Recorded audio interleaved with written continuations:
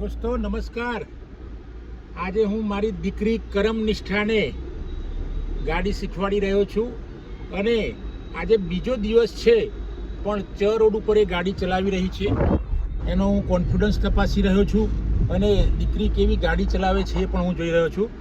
આગળ પાછળ સાધનોની ભરમાળા છે અને એની વચ્ચે ગાડી ચલાવવી એટલે થોડીક મુશ્કેલી તો પડે।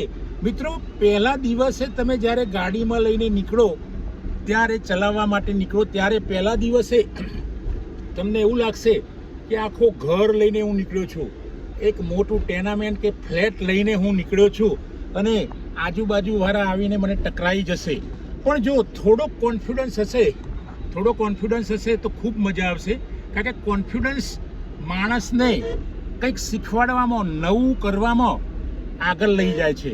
એટલે આજુબાજુમાં અહીંયાથી મેટ્રો પણ પસાર થઈ રહી છે। મિત્રો, આ મેટ્રો તમને દેખાશે, મેટ્રો પણ પસાર થઈ રહી છે અને સેક્ટર 2 એનો ખાંચો આવ્યો છે। હવે અમે ચ0 પર જઈ રહ્યા છીએ। ચ0 થી એક રસ્તો જશે સરખેજ, બીજો રસ્તો જશે હિંમતનગર ચિલોડા સાઈડ અને સીધો રસ્તો જશે અમદાવાદ સાઈડ। મિત્રો, અમે અમદાવાદ સાઈડ જઈ રહ્યા છીએ કારણ કે સિટીમાં પણ કેવી રીતે ગાડી ચલાવવી એ મારી દીકરી કરમ નિષ્ઠાને આવડવું જોઈએ, કારણ કે આજની દીકરીઓ ક્યાંય પાછી પડતી નથી। ડ્રાઇવિંગમાં શું કામ પડે મિત્રો? ડ્રાઇવિંગ જો એમને સારું આવડશે તો જીવનના દરેક ડ્રાઇવિંગમાં દીકરીઓ આગળ જશે।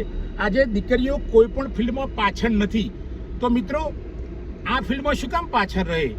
એને ગાડી ચલાવતા આવડશે તો એ જીવનમાં ઘણું બધું કરી શકશે અને જીવનના દરેક રસ્તાઓમાં તે સારી રીતે જઈ શકશે।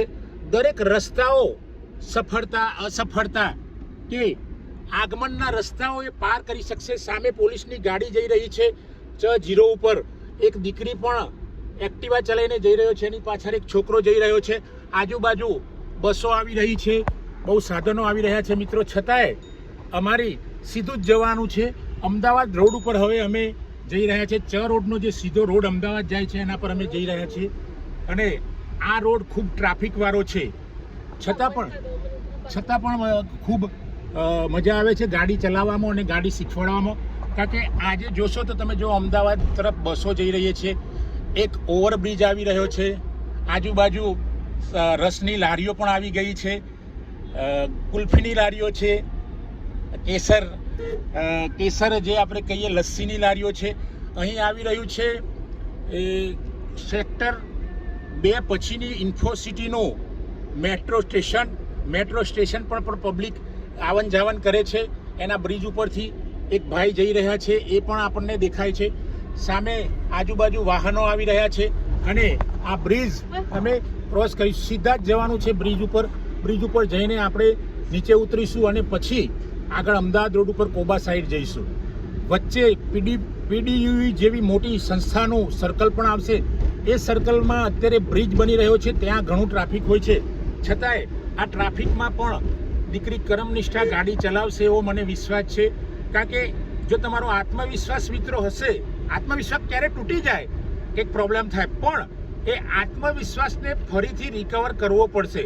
જો આત્મવિશ્વાસ આપણે રિકવર નહીં કરીએ તો આપણે જિંદગીમાં ગમે તેવી મુશ્કેલીઓમાંથી નીકળી શકીશું નહીં। એટલે સેલ્ફ કોન્ફિડન્સ એ વધારવો પડશે। મિત્રો, જો આ સામે ગાડીઓ જઈ રહી છે અમદાવાદ તરફ જ જાય છે એવું નથી, પણ વડોદરા, સુરત, અલગ અલગ જગ્યાએ ગાડીઓ જઈ રહી છે અને આ સામે એક રાધે ઇન્ફિનિટી દેખાય છે બિલ્ડિંગ। મિત્રો, આ રાધે ઇન્ફિનિટીનું બિલ્ડિંગ બહુ ફેમસ છે ગાંધીનગરમાં।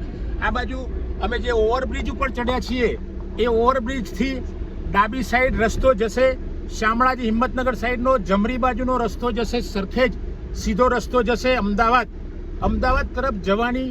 આમ તો ટ્રાફિકમાં કંટાળો આવે, છતાં પણ અમદાવાદ એક ગુજરાતનું એવું મસ્ત શહેર છે કે જો એમાં એકવાર તમને ગાડી ચલાવતા આવડી જાય, ગાડી ચલાવવાનું શીખી ગયા અમદાવાદમાં, એમાં રીચી રોડ અથવા તો ગાંધી રોડ, રિલીફ રોડ ઉપર તમે ગાડી ચલાવવાનું શીખી ગયા તો દુનિયામાં ક્યાંય તમે મિત્રો પાછા નહીં પડો, કારણ કે અમદાવાદ સિટીનું ડ્રાઇવિંગ એટલે બેસ્ટ કહેવાય છે। અને એના પરથી તો પેલો અમદાવાદનો રિક્ષાવાળો 999 નંબરવાળો હું ક્યાંય પાછો ના પડું। એટલે અમદાવાદ શહેર જોરદાર છે, મસ્ત છે, ટ્રાફિકવાળું છે, પબ્લિકવાળું છે, અને એમાં જો ગાડી ચલાવતા આવડી જાય તો તમે દુનિયામાં ક્યાંય ગાડી ચલાવો. ઇવન તમે અમેરિકા, કેનેડા, ઓસ્ટ્રેલિયા, બ્રિટન કોઈ પણ કન્ટ્રીમાં જાઓ તો ગાડી તમે સરળતાથી ચલાવી શકશો, કારણ કે એ શહેર અમદાવાદ એક એવું શહેર છે કે પહેલાં કહેવાતું હતું કે ભાઈ ભારતનું માન્ચેસ્ટર છે. આજે પણ અમદાવાદ ઘણા ક્ષેત્રોમાં આગળ છે. વિદ્યાપીઠ જેવી સંસ્થા ત્યાં આવેલી છે, ગુજરાત યુનિવર્સિટી જેવી સંસ્થા આવેલી છે. આવા શહેરમાં જવાની મજા આવે અને ત્યાં ટ્રાફિકમાં ગાડી ચલાવવાની મજા આવે. મિત્રો, તો આટલું કહીને હવે હું અટકું છું. Thank you. જય હિન્દ, જય ભારત.